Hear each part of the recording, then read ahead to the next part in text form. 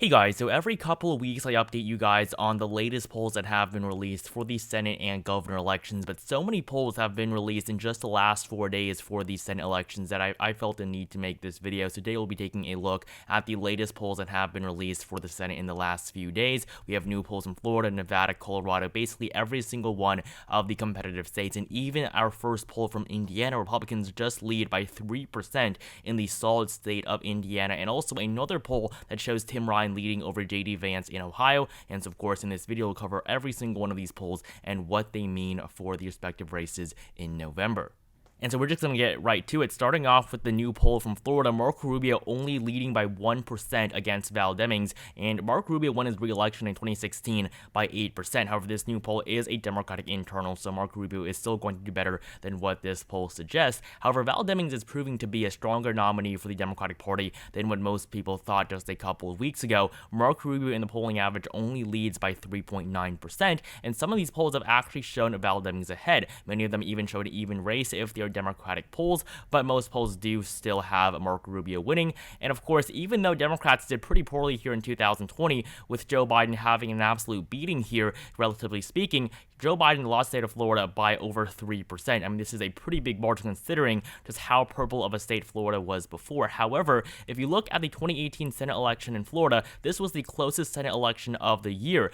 Tim Scott won by 0.2% against Bill Nelson. Bill Nelson has now become the NASA administrator, but Bill Nelson was a 3-time incumbent. So yes, this was a difficult win for the Republicans, but it goes to show you that races in Florida can still be very, very competitive. If you look at the governor election 4 years ago, you will see a very similar story. Ron DeSantis, who is now the frontrunner for the GOP Republican nomination, only won by 0.39% against Andrew Gillum 4 years ago. So Florida can still be a very competitive state. And so Marco Rubio's 3.9% margin is showing that. I think Florida is still going to be likely for Rubio, but I do think the margin can get a little bit closer than what most people thought previously. I have Florida right now as likely Republican, but according to the polls, it's only going to be lean. Next up, in Nevada, Catherine Cortez Masto leads by 4% against Adam Laxalt, but this is the poll with all 5 candidates in the race. Laxalt is only at 40% and Masto at 44%. However, if you do look at the head-to-head poll between the same 2 candidates, this was a Republican internal poll. Impact Research is a GOP pollster. Catherine Cortez Masto only led by 1%. Now, the polling right now in Nevada is looking pretty good for Masto. She leads by 3.8%, and if you look at the 2018 polls, the polls did underestimate Democrats. Jackie Rosen defeated Dean Heller in the 2018 Senate race by 5%. Heller was actually the incumbent Republican, and the final Trafalgar poll had Heller leading by 3%. The polls in 2018 did underestimate Jackie Rosen, and if you look right now at the most recent Trafalgar poll, Adam Laxalt does lead by 2%. This is really the only recent poll that's put Adam Laxalt ahead, and if you look at the 2018 governor election, you will see a very similar story with Democrats outperforming expectations. Steve Sisolak defeated Adam Laxalt. Yes, the same Adam Laxalt that is now running against Catherine Cortez Masto. Laxalt was leading in many of the final polls. Trafalgar had him up by 2, but of course, in the end, Sisolak won by 4% to become the governor of Nevada. So right now, the polls in 2022 do have Catherine Cortez Masto in a good position. I think that if she leads by 3.8% on election day, she will have a very good shot at winning a second term. And right now, the 538 forecast has Nevada no longer a toss-up state, but now a lean Democratic state. So on our map, according to the polls, Nevada is going to be lean with Catherine Cortez Masto as the winner, according to the polls we're seeing right now. We also have 2 new polls from Colorado showing Michael Bennet leading by 11 and 1%. So 2 very different polls. One of them was sponsored by a GOP partisan sponsor, so that's going to make it so the Terrence Group poll is a Republican internal, and these numbers are obviously going to favor Joe Dea. Joe Dea is not that bad of a candidate. He is a moderate Republican, so I think that in Colorado he would be more likable than somebody like Ron Hanks, who he defeated in the primary. Donald Trump really did not have too much of a say in this race, but the latest public policy poll has Bennet up by double digits, and so we now finally have a polling average in Colorado. Michael Bennet leads by 8.6% against Joe Dea. I don't think Joe Dea really stands a chance in terms of winning, but I do think that he will make it so the Democrats will have to spend quite a bit of money in the state. Colorado, of course, voted for Joe Biden by almost a solid margin, and these are all of the most recent relevant polls. Michael Bennet leading by pretty strong margins in all of them. In 2016, he only won by 6%, so I think that we're going to see around the same margin for Bennet this time around. I do think Colorado can be likely Democratic. It's just going to come down to what happens in the next 2 months. So Colorado right now, at least, is going to be a likely blue state. Moving on to North Carolina, we have yet another poll that puts Cheri Beasley ahead of Ted Budd. Beasley leads by 1% according to the latest public policy poll from North Carolina, and the 4 most recent polls from the state have shown pretty abysmal numbers for the GOP, and 2 of them were even sponsored by Republican sponsors, the John Locke Foundation and the John Bolton Super PAC. However, the 2 independent polls have both put Cheri Beasley ahead by 4 and 1 percentage points. Now, in North Carolina, Democrats are known to underperform expectations. Even though Ted Budd is not doing that great anymore, he is still probably going to win this race. If you look at the 2020 Senate election polls, Cal Cunningham lost the race even though the polls looked like this. Cal Cunningham eventually lost the Senate race in 2020 by a margin of 1.7%. Yes, he did have a scandal. I think that if he did not have that scandal, he would have won. I mean, a 1.7% margin is not big at all. This was the weakest margin for the Republican Party in any single Senate race 2 years ago, but still, Cal Cunningham could not even win in 2020. Cheri Beasley is not going to win in 2022, and of course in 2020, Democrats were in a much better position nationwide. Donald Trump was still the president in the White House, so Democrats turned out in droves in the last presidential election, something that's really not going to happen this time around. Yes, the abortion ruling is going to boost female Democratic voters, but it's not going to be anything like what we saw 2 years ago. So right now, North Carolina is going to be tilt for the GOP based on the polls alone. I think the Republican Party really is not doing well in this state at all. I mean, just look at the odds on 538. Ted Budd only has a 63% chance at winning. The odds for him have basically been going down ever since this forecast was released. And if you look at this poll based on polls alone, Cheri Beasley has a 56% chance at winning. And moving down our list, we have another poll from Pennsylvania. Once again, John Fetterman is ahead of Mehmet Oz, this time by 5%. Now, the polls in Pennsylvania, they have become slightly closer in the last couple of weeks. The average for John Fetterman is only 8.1% now, but I mean, this seat would be a flip for the Democratic Party, so any margin Fetterman leads by would be a pretty big deal. The fact that Republicans are going to lose a Senate seat in a purple state in a midterm year where the Democratic president is in office. So if you look at the latest polls here, John Fetterman led by double digits in many of them over the summer. I think the numbers are becoming a bit more accurate now. John Fetterman was never going to win by 11%, 13%, even 18% margins. I think a 5% margin is going to be much more accurate. And yes, Democrats are overestimated in the polls every single time, but not by 8.1%. Joe Biden may have been expected to win Pennsylvania by 5%, won it by 2%. So I think that even though the polls are going to overestimate Democrats once again, it's not going to overestimate Democrats at the point where Mehmet Oz is actually going to win this race if the polls continue to look anything like this on election day. So right now, I think John Fetterman is on track to win his first 6-year term, and North Carolina, based on the polls, is going to be likely for the Democratic Party, even though personally, I have it as a lean Democratic state. I think a 3 to 4% margin is much more likely. 538 seems to be pretty confident in John Fetterman as well. He has a 90% chance at winning. This, again, is a Republican-held seat right now, and Democrats have a 9 in 10 chance at flipping it completely. Just look at how the odds have changed in the last 3 months. John Fetterman had a 36% chance at winning just 3 months ago. Now they have a 90% chance at winning, and 530 actually gives John Fetterman an 8.3% margin of victory. I think this is just a bit too high, but I mean, this just goes to show you how well Democrats are doing right now in the Keystone State.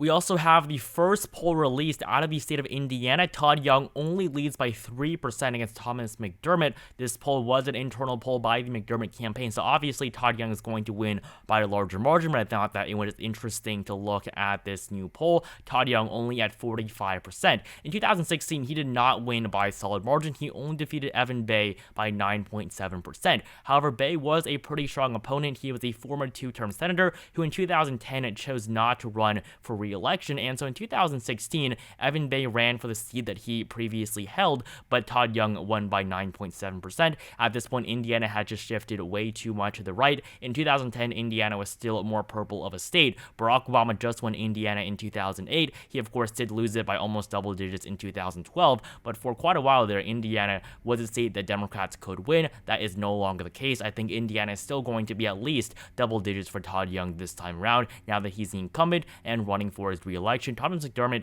is not that bad of a candidate. According to the 538 forecast, Todd Young only has an 88% chance at winning. So the forecast here only has Indiana as a likely Republican state. As of right now, I would still be more safe and call it as solid, but I think that Thomas McDermott may surprise us in the very end, depending on how his campaign goes in the next couple of months. Young is not that strong of an incumbent. It's really the R next to a name that's going to help him win his re-election. So right now, Indiana is still solid on my map, even though the polls actually have it as a lean Republican state.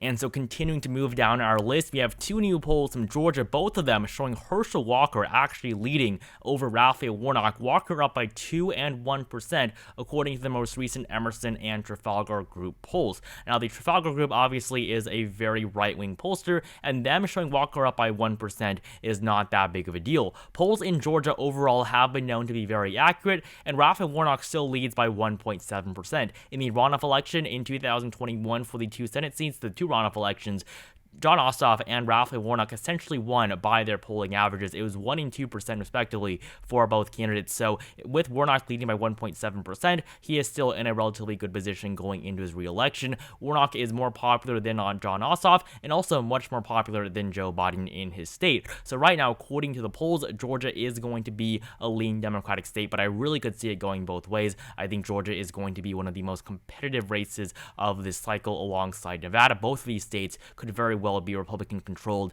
after this November. And if we look at the 538 forecast, Democrats only have, I believe, a 51% chance at winning. If you look at the deluxe models of Warnock here, 51-49 for Herschel Walker. The margin is expected to be 49.6 for Warnock, 48.8 for Walker. So this does mean that 530 believes that there will be a runoff. A runoff is very likely if no candidates reaches 50% of the vote.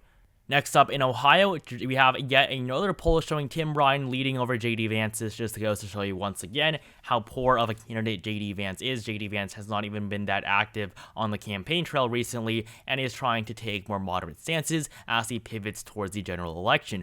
Tim Ryan is really selling himself not as a Democrat but as a very moderate politician. It is working for him in his most recent poll conducted by his very own campaign. Tim Ryan does lead by 3%. So right now, Tim Ryan maintains a 0.6% polling lead against Jd Vance. I think that it is going to shrink, and I do not believe that Tim Ryan is going to win this race. I think that if things continue to go his way so much in the next 2 months, we can't consider Tim Ryan actually flipping the seat, but right now you do have to just accept the fact that Ohio voters are probably going to elect Jd Vance simply because he has an R next to his name. Rob Portman won this seat in 2016 by 21%, so it's a very steep uphill climb for Democrats, especially in a midterm year like this. I think Tim Ryan does not stand too much of a chance, even though he did do pretty well in the summer. The two most recent reputable polls from the Trafalgar Group and Emerson College do still have Vance up by 5 and 3%, and of course polls almost always underestimate Republicans in the state. Tim Ryan was expected to win his House seat by much larger margins in 2020 than he actually did, and if you look at the 2018 Senate election, Sherrod Brown underperformed expectations as well. So Ohio, I do still think it's going to be a lean to likely Republican state, but according to the polls, it's going to be tilt blue. And as we continue to move down this list, we have two new polls from Arizona as well as another poll from Florida. Marco Rubio leads by 3% in this poll, and this poll was also funded by a Democratic sponsor, so this was an internal poll conducted by the Democratic Governors Association, mainly polling for the governor race between Charlie Crist and Ron DeSantis. But if you look at the two new Arizona polls, Mark Kelly leads by 7%. According to the RMG research poll, this was independently conducted. However, there was another Trafalgar poll. Trafalgar is doing a lot of polls right now that has shown Mark Kelly up by a margin of 3%. So this is still a pretty big deal. I mean, Mark Kelly leading by 3%, according to the most Republican pollster in the country, pretty much guarantees a victory for the Democratic incumbent. Mark Kelly leads by 7.8% against Blake Masters. I mean, Arizona and Pennsylvania, two very similar states. Both states voted for Joe Biden by margins of around 1%, and of course, they are both very competitive this cycle, but Mark Kelly, as the Democratic incumbent, is in a good position. He's incumbent now. He flipped the seat in 2020, defeating incumbent Martha McSally. And of course, Blake Masters is just as poor of a candidate as Mehmet Oz in Pennsylvania. Mark Kelly has led in every single poll release between the two candidates. Even the most Republican polls have shown Mark Kelly ahead. So right now, I have Arizona as a lean Democratic state. The polling has it as a likely Democratic state. So very similar story to what we're seeing in Pennsylvania. And like I said, we have new polls basically from every single one of the competitive elections on the ballot this November that have just come out a few days ago. And finally, in Wisconsin, Mandela Barnes leads by 2% against Ron Johnson in the most recent Trafalgar poll. I think this is probably the most surprising one of all. The Trafalgar group, I mean, first of all, they overestimate Republicans, and second of all, Wisconsin was a state that many people thought Ron Johnson was going to pretty easily win. Some people even had Wisconsin as a likely GOP state. But every single poll so far since Mandela Barnes has won the Democratic nomination against the field of candidates that basically dropped out, Alex Lazary was the final remaining contender for the nomination, but after he dropped out, Mandela Barnes had a very clear path to the nomination, and Ron Johnson, before he won, was believed to be a pretty strong incumbent, but right now, Ron Johnson is looking weaker than ever. He's down in every single poll. Even the most Republican poll has Barnes up by 2, and a Fox News poll released a couple of weeks ago has Mandela Barnes up by 4, and 538 has moved Wisconsin from the likely Republican category down to the lean Republican category, and now Wisconsin is a toss-up state. Ron Johnson only has a 53% chance at winning. At one point, he had a 77% chance at winning his third term in office. Of course, Ron Johnson is a very unpopular senator, and after his winning in 2016, he said he would not run for a third term in 2022. He has since clearly changed his mind, mainly because of a lot of pressure from Donald Trump. I think Ron Johnson is the best candidate for the Republican Party in this race. Running an incumbent will help them a lot because, of course, Wisconsin is a state that Joe Biden won in the presidential election. So right now, according to the polls, Wisconsin is going to be a lean Democratic state, even though in the end I do think Republicans are still very likely to hold on to it. And so it doesn't really matter if we fill in New Hampshire. I guess I'm just going to put it in as a lean Democratic state. Maggie Hassan is going to win here. But according to the polls right now, in the most recent polls released just a couple of days ago, Democrats are still in a very good position going into these midterms. I mean, the generic ballot numbers are looking good for them. If you look at how well the Democrats are doing compared to where they were just a few months ago, Democrats now lead by 1% nationwide, almost a 4-point shift from where we were in the middle of the summer, where Republicans were leading by almost 3%, or not the middle of the summer, but I guess the beginning of the summer, all the way back in May. And of course, the GOP held a generic ballot lead for almost a year, from all the way back in November, all the way until August of this year. So the Democratic Party really has come a long way in the last couple of weeks, and Joe Biden's approval is also on the rise. If you look at his approval among just likely or registered voters, Joe Biden's approval has actually gone up to 44%, with a 53% disapproval rating. So his net approval is under -10,